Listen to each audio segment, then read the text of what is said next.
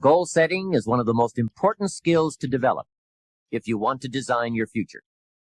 I'm going to give you enough homework not only to keep you busy for the rest of your life, but also to help you create the kind of life you may have always dreamed about living, but never believed possible. So let's get on with it. The sooner you exert the discipline, the sooner you will be enjoying the results. Once the results start to come, believe me, you won't mind the hard work and discipline it's going to take. Now, get a sheet of paper, and at the top of it, write the words long-range goals. I'm going to ask you some questions, and I want you to jot down the answers. If you don't have paper and pen handy, follow along with me now anyway, just listening. Then later, listen again when you can write down your ideas. After I've asked the questions, which is the first part of this exercise, you can stop the tape and work on your answers. All right, let's start this exercise. The basic question you are going to answer is, what do I want within the next 1 to 10 years? I want you to take about 12 to 15 minutes and make a list of at least 50 things you want within the next 1 to 10 years. These are long-range goals. To help you get started with your list, consider these questions. What do I want to do? What do I want to see? What do I want to be? What do I want to have? Where do I want to go? And what would I like to share? Now, with these thought starter questions in mind, answer the basic question. What do I want within the next 1 to 10 years? See how many things you can write down. At this point, don't take the time to describe in detail everything you want. This is the time for you to let your thoughts pour, to write fast and to abbreviate. For example, if you just write down 380, you'll know what that means. You don't have to describe the color and the interior of the car. You'll do that later in this exercise. I want you now just to abbreviate and write fast. Make the list as long as you possibly can. Try to write down at least 50 items, 50 things you want within the next 1 to 10 years. These are long-range goals. Spend about 12 to 15 minutes on this. After you've completed your list, you're ready for the next part of the exercise. Go through your list, and next to the things you think you can accomplish or acquire a year from now, write a number 1. Next to the things you think it will take 3 years to realize, write a 3. Next to the things it will take 5 years to accomplish, write a 5. And next to the things it will take 10 years to accomplish, write a 10. Go through this list now to the best of your ability and say, that looks like it will take me about a year, or 3 years, or 5 years, or 10 years. Some big goals might be out there 10 years from now. Once you complete this part of the exercise, you might come to the conclusion that you need a lot more 3-year goals and less 1-year goals, for example, or that you need more 10-year goals. You see, while you're working on one goal, you must have something else in the planning stages. If you don't, what happened to some of the early Apollo astronauts could happen to you. After they came back from the moon, some of those astronauts experienced deep psychological and emotional problems. And the reason for that? Why, after you've been to the moon, now where do you go? That seemed to be the end, the finish. What later astronauts did was to make sure that they had major projects lined up after they returned from the moon trip. The way you enjoy life best is to wrap up one goal and start right on the next one. Don't linger too long at the table of success. The only way to enjoy another meal is to get hungry. Another thing to check for on your list is that you have included goals for each of these 3 important categories. First, make sure you've listed your economic goals, your goals for income, profits, and productivity.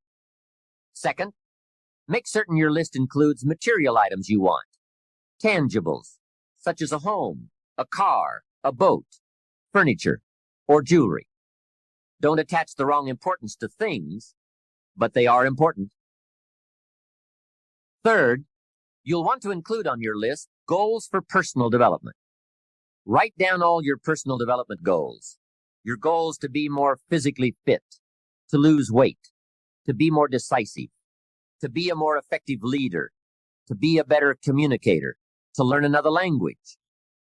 Of course, there are other types of goals to consider: family goals, social goals, lifestyle goals. This is pretty heavy homework, but remember, whether or not you do your homework shows up in the marketplace as well as in the classroom.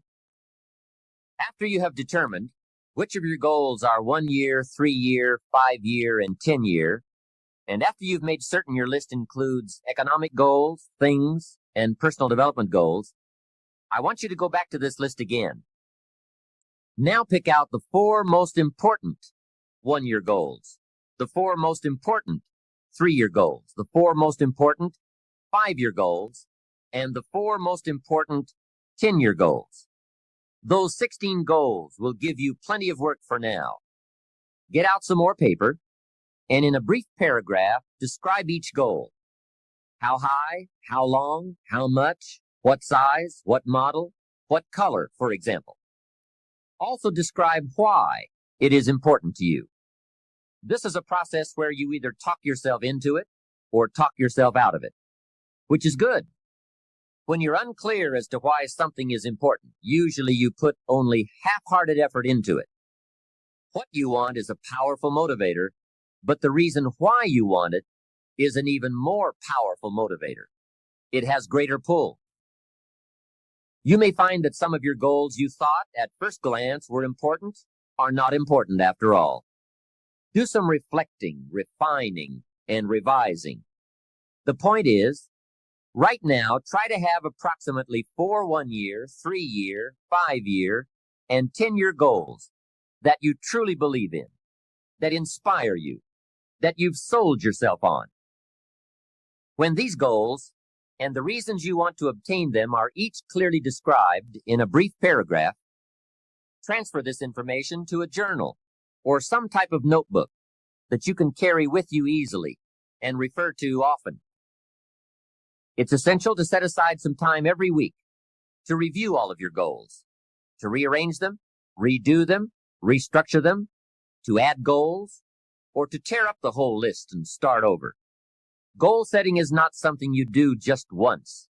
It's a continual process. Also, you must constantly check your progress toward your goals. You don't want to fall too far behind on, or worse, lose sight of, your important goals. Now, just as important as your long-range goals are your short-range goals. Your goals for tomorrow, next week, next month, 6 months from now. These are goals you can accomplish within the next year, the immediate future. We call these goals confidence builders. When you work hard, burn the midnight oil, and accomplish these little things, it builds your confidence to go for your long-range goals. Write down in your notebook or journal all the little things you would like to have or accomplish in the next year. How you set up this list is up to you. You might want to break it down by week or by month. Set it up in whatever way works well for you. Part of the fun of having a list is being able to check off something as obtained or completed. Every week, try to check off at least one thing on your list of short-term goals. And when you are able to check off something major, something on your list of long-range goals, celebrate. Make winning joyful. Congratulate yourself. It is very important to celebrate progress. We grow from 2 experiences. One is the joy of winning, and the other is the pain of losing. Here's what that also means. Make losing painful. Put it on yourself. If you set something up, fooled around, didn't pull it off, put it on yourself. And get around people who will help in this area. Hey, don't join an easy crowd. Go where the expectations are high, where the pressure to perform is high. It's how we grow. I'm certain that part of the reason why people let goal setting slide is because it is a lot of work. As I said, you'll be constantly revising your lists of short-range and long-range goals, rearranging them, refining them, redesigning them, establishing different priorities, adding new goals, perhaps deleting others. It's interesting that so many people work hard on their jobs, but they don't work hard on their futures. They let that slide. Some people live such mediocre lives that at the end of the day, they don't know whether they're winning or losing. They just go through life with their fingers crossed. I know most people don't make definite plans, but don't let that be you. The guy says, well, you work where I work, but the time you get home, it's late. You've got to have a bite to eat, watch a little TV, and get to bed. You can't sit up half of the night and plan. And this is the guy who's behind on his car note. He's a good worker, hard worker, sincere. But I've discovered that you can be sincere and work hard all your life and wind up broke and embarrassed. You've got to be better than a good worker. You've got to be a good planner, a good goal setter. You've heard the old saying, the people who fail to plan are planning to fail. It's true. So work on your plans. Put yourself in the top few percent who put this power to work for themselves. Writing your goals down also shows you are serious. And to do better, you must get serious. You don't have to be grim, but you do have to be serious. Hey, everybody hopes things will get better, but remember, the future does not get better by hope. It gets better by plan. And hope unaided by clear plans can finally become an illness. There's a Bible phrase that says, hope long delayed makes the heart sick. It's a sickness. I used to have the illness known as passive hope. It's bad. And there's one that is even worse, and that is called happy hope. That is really bad. The man is 50, and he's broke, and he's still smiling. That's bad. So get serious. Make plans. Put them on paper. My suggestion from experience. There's a phrase from the Bible that goes, without dreams and vision, we perish. How true. Humans have this unique ability to aspire, to dream, to go for something, to become something. Without that, life is not life. We must have dreams and never give up on our dreams. I'd like to share with you some further observations I've made on goal setting. Understand that your goals, whatever they are affecting you all day long.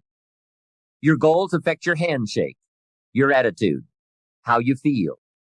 Your goals affect how you look, how you dress, how you walk, how you talk, all day, every day.